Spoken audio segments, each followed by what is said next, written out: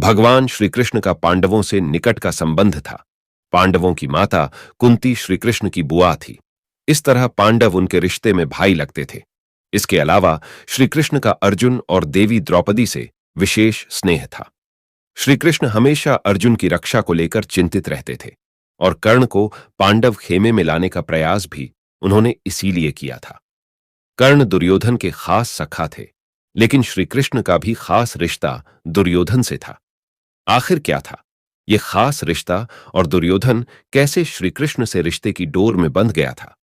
महाभारत अनेकानेक दुर्लभ और विचित्र कथाओं से भरा हुआ पौराणिक ग्रंथ है। रिश्तों के चौंकाने वाले कई कथानक इसमें समाये हुए हैं। रिश्तों का एक ऐसा ही अजीब किंतु नजदीक का संबंध श्री कृष्ण और दुर्योधन का था। दुर्योधन और श्री कृष्ण आपस में एक दूसरे के समधी थे और श्री कृष्ण के पुत्र और दुर्योधन की पुत्री का विवाह हुआ था। श्री कृष्ण का पुत्र सांब और दुर्योधन की पुत्री लक्ष्मणा एक दूसरे को प्यार करते थे। सांब श्री कृष्ण और पटरानी जाम्बवती, जो रामायण काल के जाम्बवंत की पुत्री थी, का पुत्र था। कौरव खेमा विशेष रूप से दुर्योधन कभी नहीं चाहता था कि श्री कृष्ण के पुत्र से उसका विवाह, लेकिन इसके बावजूद यह रिश्ता हुआ।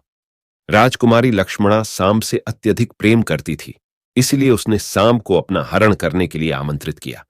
सांब ने लक्ष्मणा का आग्रह स्वीकार कर उसका हरण कर लिया और इस तरह दोनों परिणय सूत्र में बंध गए।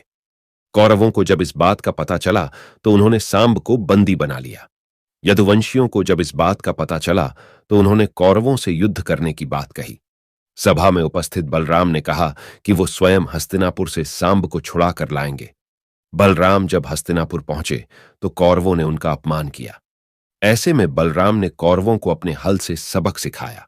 बलराम अपने हल से हस्तिनापुर को उखाड़कर गंगा नदी में प्रवाहित करने वाले ही थे कि कौरवों ने बलराम से क्षमा याचना की और सांब और लक्ष्मणा को दंपत्ति स्वीकार करते हुए मुक्त कर दिया। इस तरह दुर्योधन श्री कृष्ण और बलराम के समधी बने गए। मित्रों, वीडियो अच्छी लगा तो चैनल को सब्सक्राइब करो और इस वीडियो को लाइक शेयर जरूर करना।